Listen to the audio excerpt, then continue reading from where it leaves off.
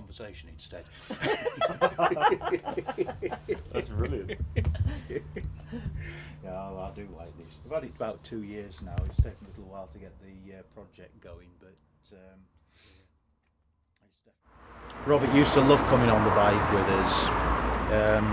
We used to go everywhere on the Tiger on this one, and we had some great times out together.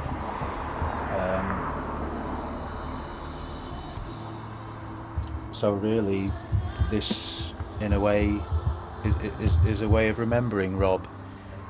We have grieved for Robert, but I believe that our grief has been tempered a lot because we know that Robert is with God now, and we know that he's in the best possible place, and that our separation is only temporary. He's got his crown in heaven. He's okay. But from that, we're very pleased to be a part of Bedford Street Angels.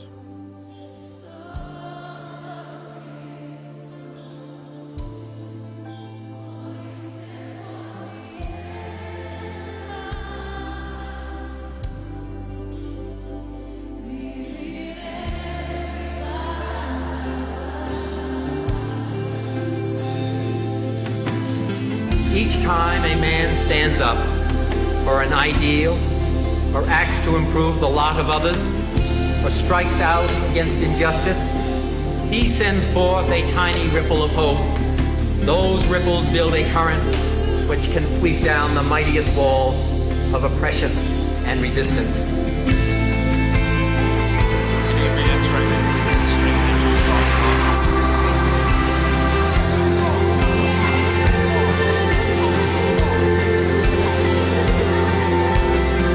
You will have the greatness to bend history, but each of us to work and change a small portion of the event, and then the total, all of these acts will be written in the history of this generation.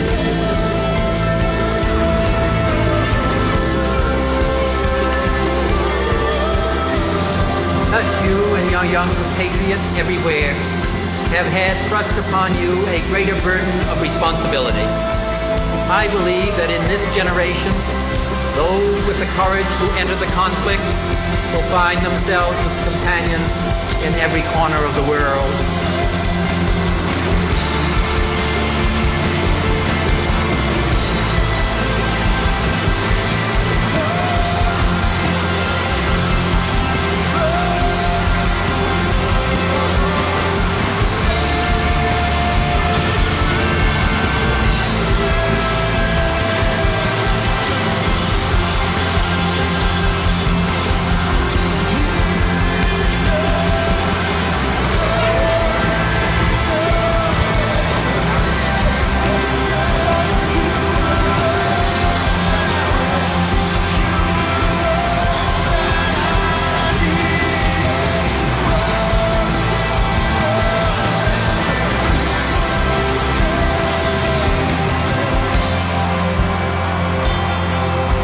With history the final judge of our deeds, let us go forth to lead the land we love, asking his blessing and his help, but knowing that here on earth, God's work must truly be our own.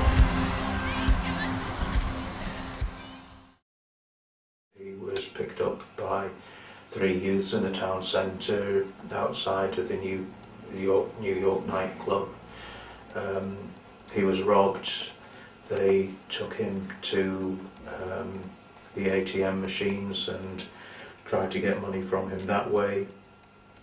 They beat him up and eventually threw him over the engineer's bridge over the River Ouse on the embankment. Mm-hmm. Well, I've got it's just a bit older than a teen now, but a son that would be out in town on a Saturday night, and yeah, you hear lots of things. I think it's a mother instinct. You see these vulnerable young people and you just want to be there for them. Obviously what we do in Street Angels has very much to do with the situation that Robert found himself in. He was vulnerable, alone on the streets on a Saturday night and came across the wrong sort of people and died as a result of that. We hope that through the work that we do, that we help to keep people safe. We always start the evening with prayer, because that's key. Otherwise it's just 2 or 3 oldish people going out on the street on a Saturday night. What's that about? So we make sure we've got God with us. A bunch of us are basic, first aiders. We carry first aid with us. We also carry water bottles, tea, coffee, emergency blankets to keep people warm, flip-flops to give to girls who've taken their high heels off to stop them cutting their feet on glass. We also have a radio, and we're part of something called NightNet, so we are in regular radio contact with the police and with the bouncers and with CCTV. It's about doing rather than talking about being a Christian. Waiting for somebody to sober up enough for a cab to agree to take them home. Keep an eye on anybody that looks maybe a bit the worse for wear. Stop and chat with door staff. Sometimes the police will call us just to come and wait with somebody. The police officer just asked us to take over looking after this girl. She'd already called her mum, and her mum was on her way to pick her up, but she just wanted us to stand with her and make sure she was okay until her mum got there. The general impression was that this girl had just had a bit too much to drink. That was the impression that I think the police officer, that ourselves and that her mum all had. And it may have been true, but shortly after she had left and gone home, across the road people in the street just started dropping on the pavement. A young girl whose drink had been spiked. I've not seen that before, but that was quite scary. She looked as if she was having some sort of a seizure. We were just calming everyone down, keeping them talking, getting details off people to pass on to the paramedics to help them speed up their process. That night, that happened to several people. It was quite worrying, but it was good that we could be there to help. So I notice we're going into the quieter areas now. Yeah. But is it just as bad, or is It's it? not just as bad, but when if someone's been throwing up or is in a bit of a state, sometimes they seek out a quiet bench or a quiet bit of wall to lean against. So we've occasionally found people to pick up around this stretch of road.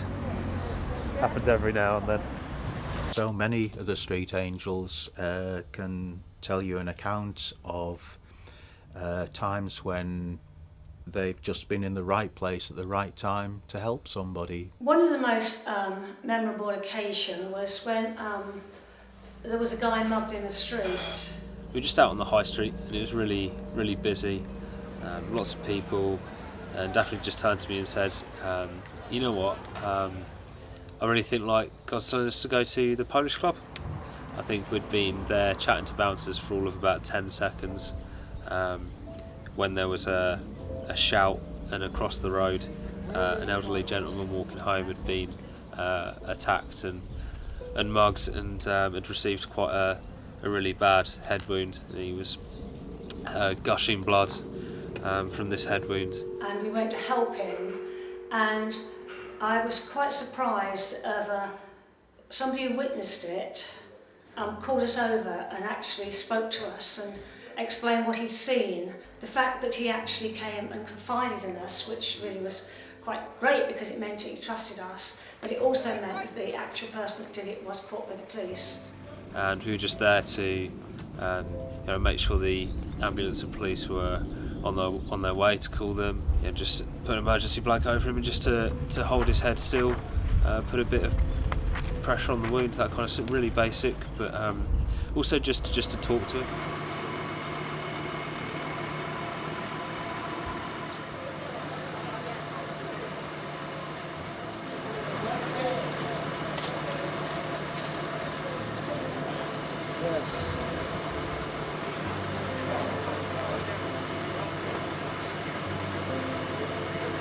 I was walking past a multi-storey car park and suddenly became aware of a man about 2 or 3 stories up trying to climb over the rails.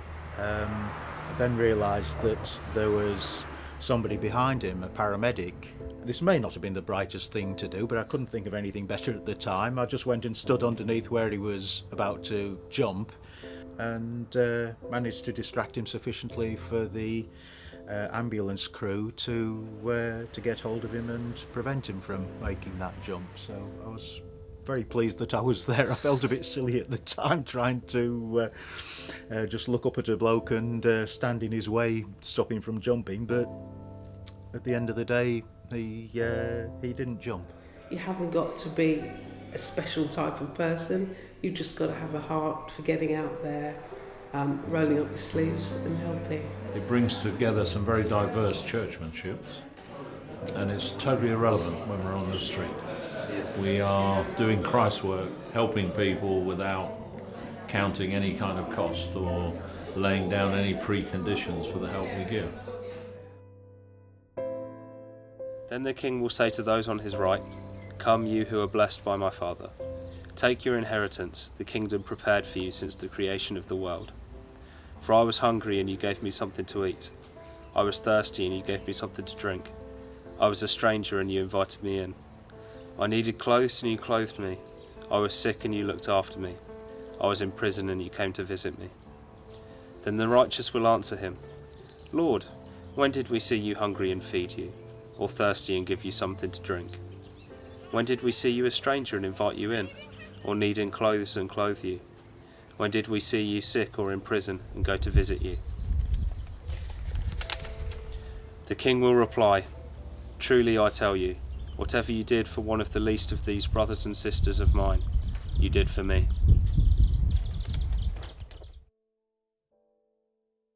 The idea is that with all the electronics stripped off the tank, there'll be a lot of room there for artwork, and the idea is to start around one side with the scene of the cross and a figure kneeling at the cross, and just as a nice little touch, the figure of Robert is wearing the motorbike jacket that he always used to wear when he was out with me, which says Triumph on the back, and the word triumph in a sense says it all.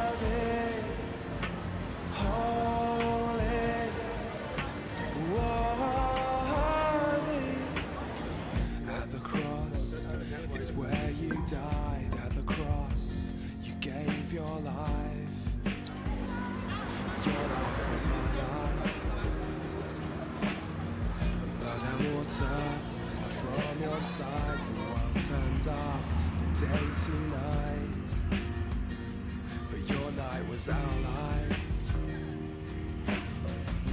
And now you welcome me to surrender everything.